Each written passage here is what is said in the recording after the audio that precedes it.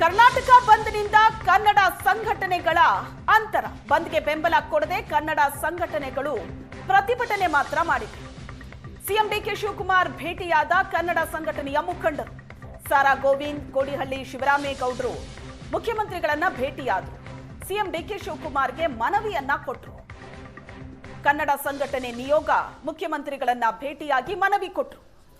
ರಾಜ್ಯ ಸರ್ಕಾರ ದಿಟ್ಟ ನಿರ್ಧಾರ ತೆಗೆದುಕೊಳ್ಳಬೇಕು ಅಂತ ಕನ್ನಡ ಸಂಘಟನೆಯವರು ಮನವಿ ಮಾಡಿದ್ದಾರೆ ಮುಖ್ಯಮಂತ್ರಿಗಳಲ್ಲಿ. ಬಂದ್ಗೆ ಬೆಂಬಲ ಕೊಡದೆ ಕನ್ನಡ ಪರ ಸಂಘಟನೆಯವರು ಮುಖ್ಯಮಂತ್ರಿಗಳಲ್ಲಿ ಮನವಿ ಮಾಡಿದ್ರು. ರಾಜ್ಯ ಸರ್ಕಾರ ದಿಟ್ಟ ನಿರ್ಧಾರ ತಗೋಬೇಕು ಅಂತ. ನ್ಯಾಯಮಂಡಳಿ ಅವೈಜ್ಞಾನಿಕವಾದಂಥ ತೀರ್ಪನ್ನು ಕೊಟ್ಟು 3,500 ಕ್ಯೂಸೆಕ್ ನೀರನ್ನು ಬಿಡಲೇಬೇಕು ಅಂತ ಒತ್ತಾಯ ಮಾಡಿದ ಆದೇಶ ಕೊಟ್ಟಂಥ ಸಂದರ್ಭದಲ್ಲಿ ಇಲ್ಲಿ ಕಾವೇರಿ ಬರದಾಗಿತ್ತು, ಬರಗಾಲ ಕರ್ನಾಟಕದಲ್ಲಿ ಆವರಿಸಿತ್ತು. ಅದನ್ನು ವಿರೋಧ ಮಾಡಿ ನಾವು ಕರ್ನಾಟಕ ಬಂದ್ಗೆ ಅವತ್ತು ಕರೆ ಕೊಟ್ಟು, ಏನೋ ಪ್ರಕೃತಿ ಒಲಿದು ಮಳೆ ಆಯಿತು, ನೀರು ತಾನಾಗಿ ಹರಿದೋಯ್ತು. ಆದರೆ ಮತ್ತೆ ತಮಿಳುನಾಡಿನ ಮುಖ್ಯಮಂತ್ರಿಗಳು ಮತ್ತೆ ಕಾವೇರಿ ನ್ಯಾಯಮಂಡಳಿಗೆ ಮೇಲ್ಮನವಿಯನ್ನು ಸಲ್ಲಿಸಿ ಇವತ್ತು ಪ್ರತಿದಿನ 15,000 ಕ್ಯೂಸೆಕ್ ನೀರನ್ನು ಬಿಡಿ ಅನ್ನೋ ಒಂದು ಆದೇಶವನ್ನು, ಮರಣ ಹೋಮವನ್ನು ಏನು ಈಗ ಸುಪ್ರೀಂ ಕೋರ್ಟ್ಗೆ ಅಪೀಲ್ ಹೋಗ್ತೀನಿ ಅಂತ ಸರ್ಕಾರ ಹೇಳಿತ್ತು. ಅದನ್ನು ಕ್ರಿಯಾಶೀಲವಾಗಿ ನೀವು ಆದಷ್ಟು ಬೇಗ ನೀರಾವರಿ ತಜ್ಞರ ಜೊತೆ ಚರ್ಚಿಸಿ ನೀವು ಮೇಲ್ಮನವಿ ಸಲ್ಲಿಸಬೇಕು ಅಂತಕ್ಕಂಥ ಒತ್ತಾಯವನ್ನು ಸರ್ಕಾರಕ್ಕೆ ಹಾಕಿದ್ವಿ.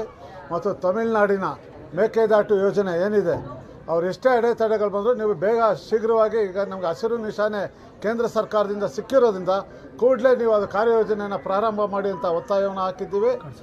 ನಮ್ಮ ರೈತರ ಹಿತಾಸಕ್ತಿಗೆ ಮೊದಲನೇ ಆದ್ಯತೆ ಕೊಡಬೇಕು. ಹಾಗೆ ಉತ್ತರ ಕರ್ನಾಟಕದ ನೆನೆಗುದಿಗೆ ಬಿದ್ದಿರ್ತಕ್ಕಂಥ ಕಳಸಾ ಬಂಡೂರಿ ಮಹದಾಯಿ ಯೋಜನೆಗೂ ನೀವು ಕಾರ್ಯಪ್ರವೃತ್ತ ಆಗಬೇಕು ಅಂತಕ್ಕಂಥ ಒತ್ತಾಯವನ್ನು. ಕರ್ನಾಟಕದಲ್ಲಿ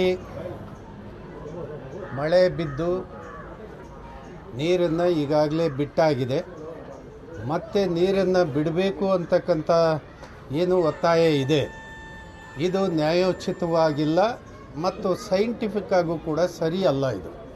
ಯಾಕೆ ಅಂದರೆ ನಮ್ಮದು ಕಬಿನಿಯಲ್ಲಿ ನೀರು ತುಂಬಿದೆ, ನೀರು ಬಿಡಬೇಕು ಅನ್ನೋದಾದರೆ, ಅದೇ ಅಟ್ ಎ ಸೇಮ್ ಟೈಮ್ ಭವಾನಿಯಲ್ಲೂ ತುಂಬುತ್ತಲ್ಲ, ಭವಾನಿಯಲ್ಲೂ ನೀರಿರುತ್ತೆ, ಪಾಲಾರ್ನಲ್ಲೂ ನೀರಿರುತ್ತೆ. ಗ್ರ್ಯಾಂಡ್ ಅಣೆಕಟ್ಟೆಗೆ ಇದೆಲ್ಲ ತುಂಬಿದ ನೀರು ಅಲ್ಲೋಗಿ ಶೇಖರಣೆ ಆಗುತ್ತೆ. ದಕ್ಷಿಣ ವೇದಿಕೆ ಎಲ್ಲ ಪ್ರಮುಖರೆಲ್ಲ ಬಂದು ಭೇಟಿ ಮಾಡಿದ್ರು. ಅವರು ನಾವು ವಾಪಸ್ ತೆಗೆದುಕೊಂಡೇವಿ ಅಂತ ಹೇಳಿದ್ದಾರೆ. ಭಾಳ ಸಂತೋಷ, ಅವರಿಗೆ ಅಭಿನಂದನೆ ಮತ್ತು ಕೃತಜ್ಞತೆಗಳು. ರಾಜ್ಯದ ಹಿತಕ್ಕೆ ಮತ್ತು ಅವರು ಅನೇಕ ರಾಜ್ಯದ ಹಿತಕ್ಕೋಸ್ಕರ, ಜನರ ಕಲ್ಯಾಣಕ್ಕೆ, ರೈತರಿಗೋಸ್ಕರ ಕೆಲವು ಬೇಡಿಕೆಗಳನ್ನು ಕೂಡ ನನಗೆ ಕೊಟ್ಟಿದ್ದಾರೆ. ನಾನು ಅದನ್ನು ವಾಪಸ್ಸು ನೋಡ್ತೇನೆ. ಅವರೆಲ್ಲ ಸಹಕಾರಕ್ಕೆ ಅವರಿಗೆ ನನ್ನ ಕೃತಜ್ಞತೆಗಳು. ದಕ್ಷಿಣ ವೇದಿಕೆ ಎಲ್ಲ ಪ್ರಮುಖರೆಲ್ಲ ಬಂದು ಭೇಟಿ ಮಾಡಿದ್ರು. ಅವರು ನಾವು ವಾಪಸ್ ತೆಗೆದುಕೊಂಡೇವಿ ಅಂತ ಹೇಳಿದ್ದಾರೆ. ಭಾಳ ಸಂತೋಷ, ಅವರಿಗೆ ಅಭಿನಂದನೆ ಮತ್ತು ಕೃತಜ್ಞತೆಗಳು. ರಾಜ್ಯದ ಹಿತಕ್ಕೆ ಮತ್ತು ಅವರು ಅನೇಕ ರಾಜ್ಯದ ಹಿತಕ್ಕೋಸ್ಕರ, ಜನರ ಕಲ್ಯಾಣಕ್ಕೆ, ರೈತರಿಗೋಸ್ಕರ ಕೆಲವು ಬೇಡಿಕೆ.